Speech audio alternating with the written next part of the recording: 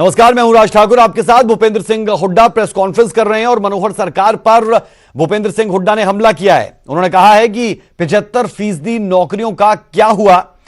यह सवाल भूपेंद्र सिंह हुड्डा ने पूर्व मुख्यमंत्री ने मौजूदा मुख्यमंत्री से पूछा है। ज्यादातर दूसरे राज्य के लोगों को नौकरी मिली है।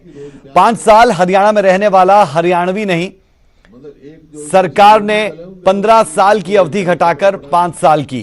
प्रेस कॉन्फ्रेंस जरा सुनते हैं क्या कुछ कह रहे हैं। तो पता लग जाएगा जब मैं विश्वास प्रस्ताव लेके आएंगे तो पता लग जाएगा, या तो चेहरे पे नकाब होंगे या जो कौन कहां खड़ा पता लग जाएगा। कह रहे थे कि आप अविश्वास प्रस्ताव लेके आएंगे, उसके ऊपर भी पहले चर्चा होगी, बाद में वोटिंग होगी। चर्चा करेंगे तो चर्चा पिछले सत्र में ही नहीं की आपने। क्यों? पिछले सत्र फिर में लेके कहा है? मैं अविश्वास प्रस्ताव लेके नहीं आया। नहीं, पिछले सत्र में तो अविश्वास प्रस्ताव पे होगी चर्चा। नहीं, पिछले सत्र में भी चर्चा के लिए तैयार थी सरकार, और चर्चा ना करके आपने वोटिंग के लिए कहा कि वोटिंग हो पहले, उसके बाद कोई अविश्वास प्रस्ताव कोई नहीं लेके आए थे हम। वो तो नहीं था, लेकिन फिर उसके बगैर चर्चा का मायने क्या है? सरकार तो वैसे ही भाग गई थी छोड़ के असेंबली। वो ये थोड़ा सा बात में जो संसदीय कार्य मंत्री हैं कमल पाल, उन्होंने भी और मंत्रियों ने भी ये कहा है कि हुड्डा साहब या कांग्रेस विधायक दल के नेता के नाते जब वहां पर कृषि कानूनों पे एक प्रस्ताव लेके आए थे, विरोध किया था हमने। उस प्रस्ताव पे विरोध किया था हमने। हाँ, उस प्रस्ताव पे कांग्रेस के विधायकों ने चर्चा नहीं की और बाहर चले गए। विरोध किया था भाई, चर्चा क्या, विरोध किया था, डट के विरोध किया था। मैंने वापस लो इसको।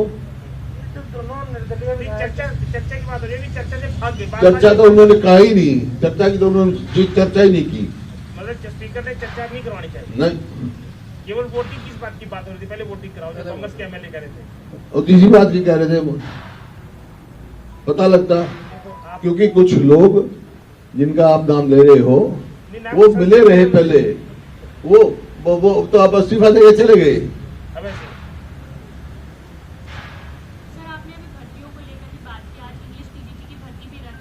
देखिए, ये ऐसा समय था। थोड़ा सा क्लैरिफाई मजा नहीं आया। क्लैरिफाई ये करना है, स्पीकर ने भी ये विशेष तौर पे कही है, आपने इंटरव्यू में बात कही है, संसदीय कार्य मंत्री ने भी कही है, गृह मंत्री ने भी कही है कि हुड्डा साहब और कांग्रेस के एमएलए ने उस पर चर्चा से भागे। कृषि कानून में चर्चा नहीं हो रही है। इसको clarify करो, असेंबली का रिकॉर्ड दिखाओ, उन्होंने कब कहा चर्चा करो, दिखाओ ना। कृषि कानून में तो चर्चा की जरूरत नहीं, तो वापस लेना चाहिए। कानून की क्या जरूरत थी? हम तो वापस चर्चा तो जब अविश्वास पे चर्चा होगी। अविश्वास उस पर तो चर्चा जब हो रही, जब उस पर कोई हम अमेंडमेंट कर रहे हो, कर रहे हैं, आप तो कह रहे थे सीधा वापस लो। वापस लो, उसमें चर्चा की लोड़ ही नहीं थी। उसी बात में वोट मांग रहे थे हम। केंद्र के कानूनों को वापस लेने के पर वोट करवाना था। नहीं, हम तो हैं, हाँ, धन्यवाद प्रस्ताव पे करे। वो सरकार बाकी उस पर चर्चा तो कोई नहीं। हमने कहा था वापस करो, और जब ये अड़ियल रवैया देखा कि हम फिर जब वॉकआउट किया हमने। और ये जो आपने कहा कि 2 विधायक, और इसी वास्ते हमने फैसला किया अविश्वास प्रस्ताव लाएंगे। उसमें दिमान साहब ये था कि ये सरकार से मांग कर रहे थे कि आप सर्वसम्मति से एक प्रस्ताव लाओ, भी हम केंद्र सरकार को भेजते हैं इसको रद्द करने का। वो पहले कह रहे थे कि इस पे चर्चा करो। उस पे चर्चा तो स्टेट का इशू नहीं है, स्टेट का तो इशू ही नहीं था। चर्चा का तो इशू नहीं था। जो हरियाणा सरकार विश्वास मत लेके आई थी, कृषि कानूनों का धन्यवाद प्रस्ताव लेके आई थी, उस पर चर्चा करवा रहे थे। उस पर आप चर्चा नहीं करना उसमें चर्चा ही नहीं। हमने कहा था इनको वापस करो, इनको वापस को चर्चा की जरूरत नहीं। चर्चा तो जब हो ना, तो कोई अमेंडमेंट, ये तो कोई अमेंडमेंट कर ही नहीं सकते, ये तो कुछ कर नहीं सकते, कर सकते ना, छेड़ सकते उनको। आप जो भी कानून कोई केंद्र का बनता है उसमें केंद्र के कानून में अमेंडमेंट कर सकते हो क्या आप? चर्चा ये हो ना, कोई उसमें सुझाव दे सकते हो क्या आप यहाँ असेंबली में? पंजाब ने तो अमेंडमेंट की, पंजाब ने वही ये कह रहे थे। पंजाब ने कर दी, पंजाब ने तो कर दी, हमने तो पहले कर दी थी। हमारे तो एपीएमसी एक्ट में पहले ही है, कॉन्ट्रैक्ट एक्ट के बारे में इन्होंने कम कर दी। मैं तो 15% था, लेकिन वो इशू नहीं था। इशू ये था, हमारा सीधा मांग ये थी वापस लो।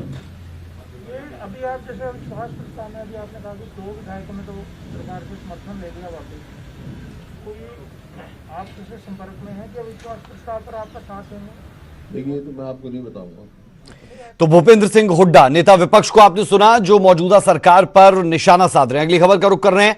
खबर गुरुग्राम से है। गुरुग्राम में दिन दहाड़े गोलियां चली है। जी हां, सरेआम गोलियों से भूनकर युवक की हत्या कर दी गई। अज्ञात बदमाशों ने मौत के घाट उतार दिया। वारदात के बाद इलाके में तनाव है। गुरुग्राम की फिरोज गांधी कॉलोनी की वारदात बताई जा रही है। बड़ी खबर गुरुग्राम से है, जहां पर दिन दहाड़े गोलियां चल गई। जी हां, दिन दहाड़े गोलियां चली। कानून व्यवस्था पर सवाल लाजमी तौर पर उठते हैं। सरेआम गोलियों से भूनकर युवक की हत्या कर दी गई। दिन दहाड़े भरी दोपहर सबके सामने एक युवक की भूनकर हत्या कर दी जाती है। ये उस गाड़ी की आप वीडियो फुटेज देख पा रहे हैं, जहां पर आगे से गोलियां मारी गई है और 4 छेद आपको गाड़ी के आगे वाले शीशे पर भी, और गोलियों के खोल भी यहां पर आप देख सकते हैं। भारी भीड़ इस दौरान यहां पर जमा हुई।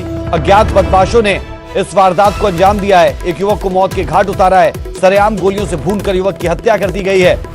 साफ तौर पर कह सकते हैं कि गुरुग्राम की फिरोज गांधी कॉलोनी में जो वारदात घटी, उसके बाद कानून व्यवस्था पर सवाल उठना लाजमी। ये जानकारी मिली कि यहाँ फायरिंग हुई है और जो डिजीज है उसको हॉस्पिटल लेके गई है और इसके मुकदमा दर्ज करने के लिए हमने कह दिया है थाने के लिए। जो भी फर्दर इन्वेस्टिगेशन होगी विल आइडेंटिफाई। कहाँ की घटना है सर, और कितने बजे की वारदात है? ये यहाँ की गांधी कॉलोनी है,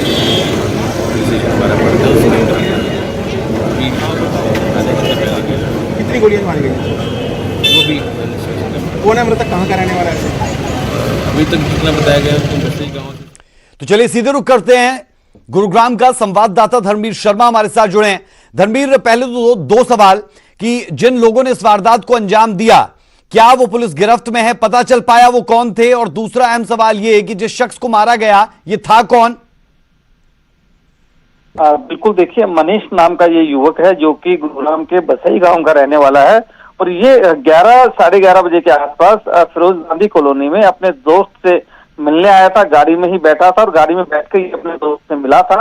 जैसे ये वापस जाने लगा उसी वक्त वहां पर घात लगाकर बैठे हुए थे 2 बदमाश, जिन्होंने इसे दोनों तरफ से घेर के और गोलियां परेशानी शुरू कर दी। शीशे से गोलियां मारी गई, बल्कि जो साइड ड्राइवर साइड का ग्लास और जो साइड की जो सीट होती है दूसरी, उस तरफ से भी गोलियां मारी गई। करीब 2 दर्जन जो खाली खोल हैं गोलियों के, वो गुरुग्राम पुलिस को मिले हैं। यानी कि करीब 20 से ज्यादा गोलियां यहाँ पर चलाई गई हैं। अब मृतक को गोली लगी कितनी है ये पोस्टमार्टम के बाद ही साफ हो पाएगा।